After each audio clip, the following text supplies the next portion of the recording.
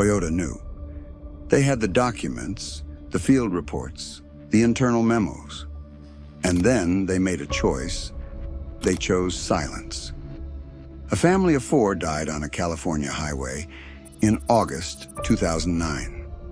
The 911 call from the back seat became the most damaging piece of evidence an automaker had ever produced. 911 emergency, what are you reporting? We're going north 125. Mm-hmm. And our accelerator's stuck. I'm sorry? Our accelerator's stuck. We're on 125 and we're late. We're going to 120 Mission Gorge. We're in trouble. We can't. There's no brakes. Okay. Gorge and freeway half mile. Okay, and you don't have the ability to like turn the vehicle off or anything? We're approaching an intersection. We're approaching an intersection. Okay.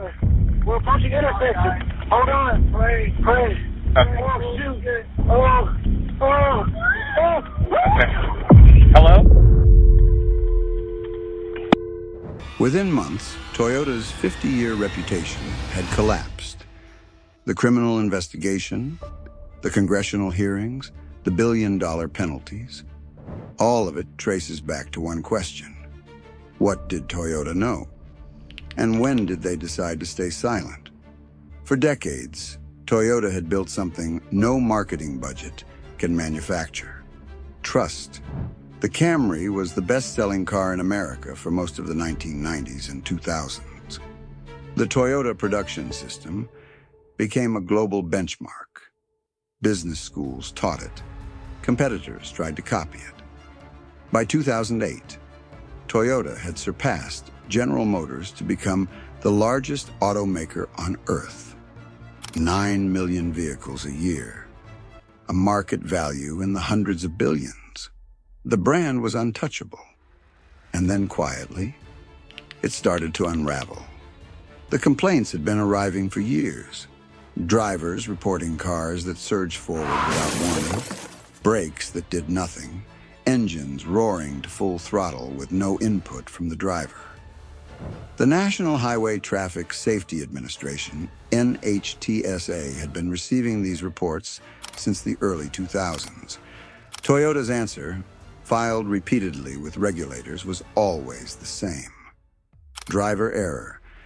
The agency ran 6 separate investigations. 6 times no defect was found. 6 times the case was closed. Toyota treated each closure as a win. What they never disclosed was what they already knew. In the spring of 2009, Toyota identified a problem in Europe. Accelerator pedals were physically sticking in a partially depressed position. A flaw in the pedal assembly itself. Not a floor mat, not driver error. A mechanical defect inside the pedal. Toyota quietly directed its supplier to redesign the part for European vehicles. They did not notify U.S. regulators. They did not issue a recall. According to the Department of Justice's own statement of facts, Toyota's internal documents describe the sticky pedal as a defect important in terms of safety because of the possibility of accidents. They said nothing. By summer 2009, the same problem was showing up in the United States. Dealer technicians were filing field reports. Camry and Matrix vehicles surging to maximum RPM. Pedals sticking. Acceleration beyond driver control. Senior executives in Toyota's U.S. operation learned of these reports in November 2009. And according to the DOJ filing, leadership made a deliberate decision. Do not disclose the sticky pedal findings to NHTSA. Keep any disclosure vague. Tell the regulator that Toyota had made no findings and that the investigation had just begun. They were still executing that decision when the Saylor family got in their car. August 28, 2009. Chula Vista, California. Off-duty California Highway Patrol Officer Mark Saylor, 45, dropped his personal Lexus at a dealership for minor repairs and was handed a loaner, a 2009 Lexus ES 350. That afternoon, he loaded his family inside. His wife, Cleof, 45 years old, His daughter Mahala, 13, and days away from starting high school. His brother-in-law, Chris Lestrella, 38. They were heading north on State Route 125 to watch a college soccer game. A normal Friday evening. There was something none of them knew. That same loaner had been returned just days earlier by a driver who reported the accelerator surging unexpectedly on the freeway. The dealership did not inspect the car. 3 days later, they handed it to the sailors. On Route 125, the accelerator pedal became trapped under an all-weather floor mat fitted from a different Lexus model, an SUV incompatible with the ES350. The pedal was pinned to the floor. The car began to accelerate. The sailor could not stop it. Chris Lestrella called 911 from the back seat. The recording is 49 seconds long. He told the operator the accelerator was stuck. The brakes were not working. They were approaching an intersection. Then came 4 words: hold on and pray. The car was doing over 120 miles per hour when it reached the intersection where Route 125 terminates at Mission Gorge Road. Sailor attempted to turn. The car struck a Ford Explorer, went through a fence, launched off an embankment, and came to rest in the bed of the San Diego River. The car burst into flames. All 4 occupants died. First responders said it was the worst crash they had ever seen. The recording was released publicly. It spread within hours, and the story Toyota had been quietly managing for years became impossible to contain. Toyota's response was controlled. This was a floor mat problem, an installation error, not a design defect. Remove the mats, the company said, and the root cause is addressed. Their communications were careful. Their language was precise. What they did not mention was Europe. What they did not mention was the sticky pedal.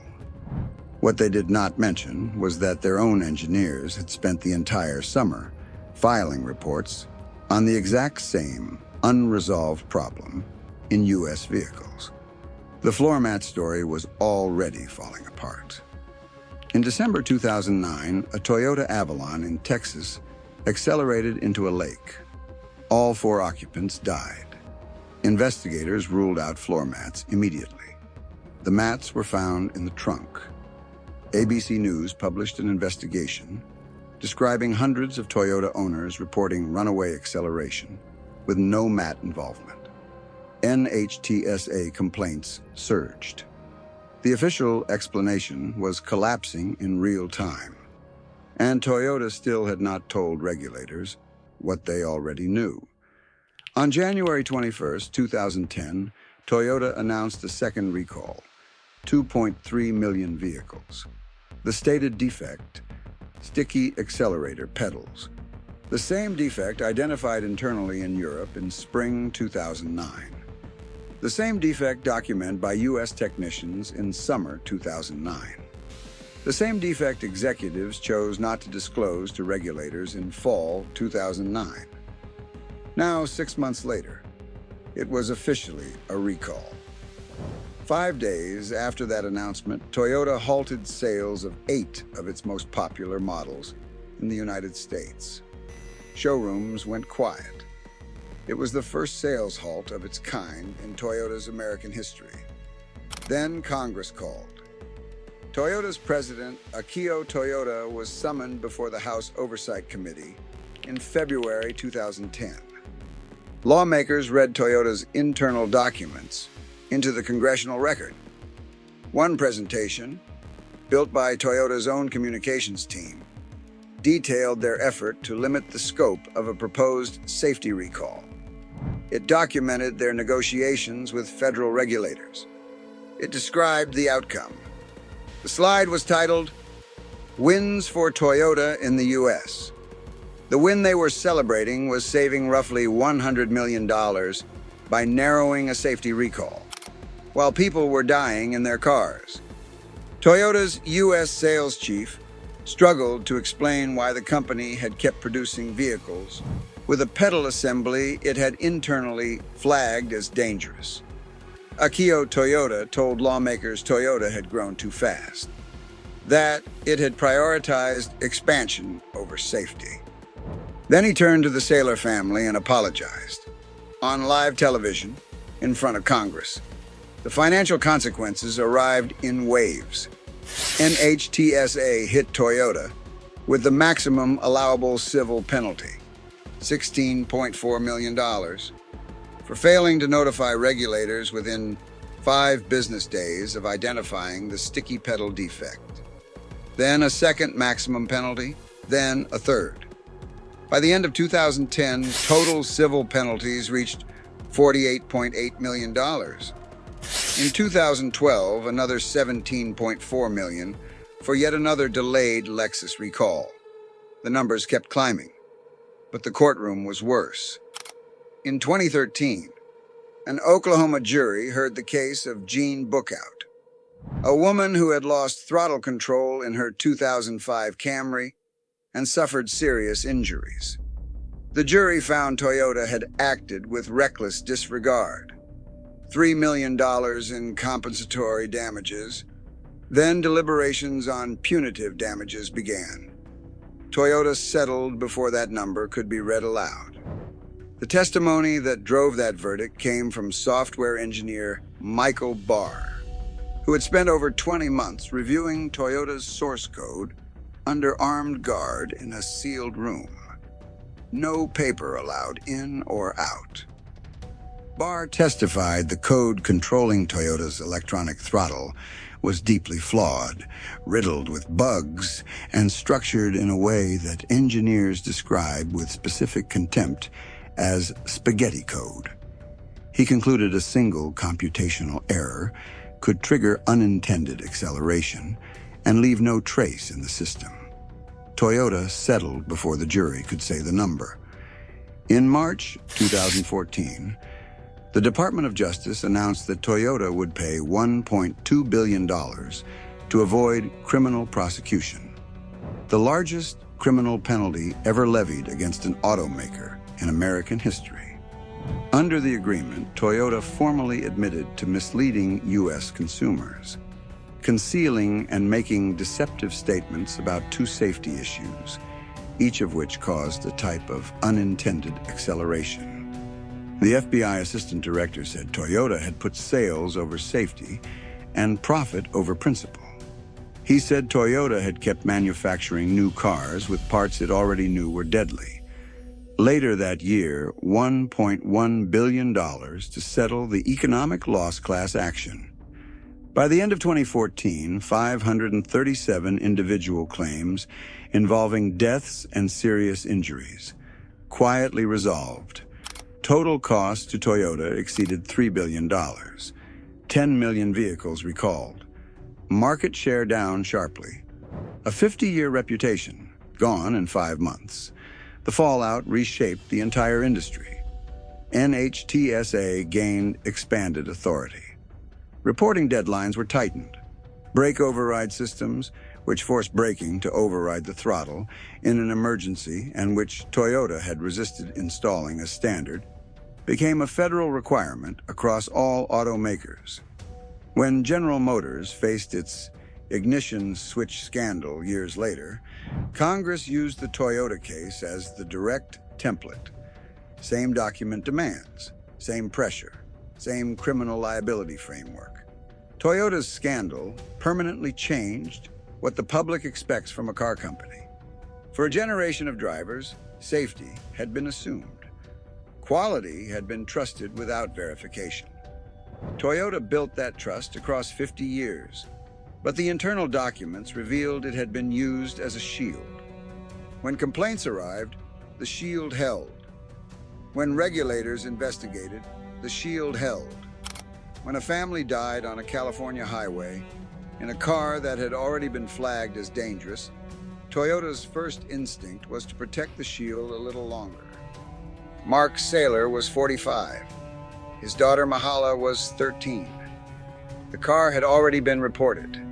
The defect had already been documented. The decision had already been made. They knew. They chose. And 4 people never came home. If you like our content, please like and subscribe to our channel. And we will see you next time on Torque City.